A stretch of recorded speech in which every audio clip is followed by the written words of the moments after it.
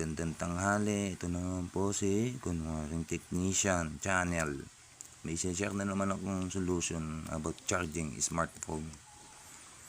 Ito, sa lithium naman. Tinry ko lang din to. Umubra naman to eh. Pwede. Pakikita ko din. Ito. Kailangan lithium battery, wire, fuse, car charger, tsaka socket charger, USB. Ito, pakikita ko.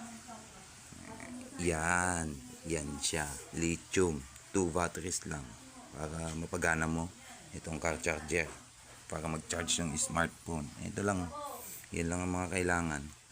Tapos tsaka natin testingin kung gagana nga. Ayun, gumana. Ayun, sumindi. Tignan natin kung magkakarga nga ba. Oops, 70%. Okay, pwede siya.